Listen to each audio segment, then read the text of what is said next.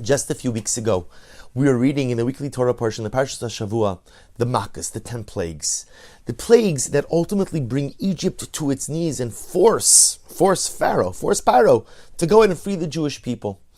And we know that the plagues were not haphazard. They weren't random. The Mefarshim, the commentaries point out that the Makkos were really midah keneged midah. They were reciprocal. They were supposed to visit upon the Egyptians the same level of inhumane behavior that the Egyptians visited upon us over the course of our 210 years of servitude in Mitzrayim. So the Torah says by the 9th plague, by Choshech, the Torah speaks about, again, it wasn't just darkness, but in fact the commentaries explain it was thick darkness, immobilizing darkness.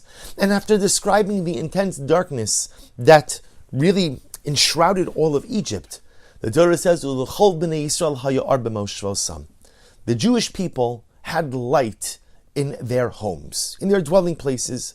And it's interesting because if one looks at the other Makkos, we don't find this, right? Some Makkos you find, by most of the Makkos, the Torah doesn't say the Egyptians had this and the Jews had nothing, or the Jews had the opposite. It's understood that the plagues impacted the Egyptians, they did not impact the Jews.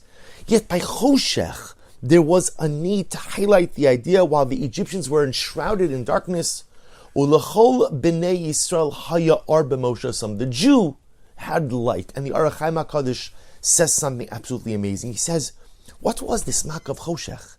And he says that the Mak of Choshech, the plague of darkness, was an external manifestation of the inner darkness of the Egyptians. The Egyptians were so consumed by anger and so consumed by rage that their insides was dark. There was choshech that enveloped their soul, their heart. And when that choshech became too much to contain inside, it spilled out into the world around them, to the point that their internal darkness ultimately enshrouded them externally as well. And the Orach Chaim HaKadosh teaches us an incredible lesson, that how you feel and how you look at the world determines your external circumstances. There's a dichotomy. The Egyptians were consumed by rage and by anger. And when you walk around with those traits inside of you, they eat you up. And then ultimately, again, when there's nothing more to eat up inside, they spill out. And everything is dark, and everything is terrible, and everyone is horrible, and every circumstance is just unspeakable. But whereas the Egyptians were consumed and enshrouded by darkness, the Jew had light. That was the light of optimism, the light of hope, the light of belief that there is some type of great future, no matter how overwhelmingly difficult my present circumstances may be. And this really becomes our choice in life.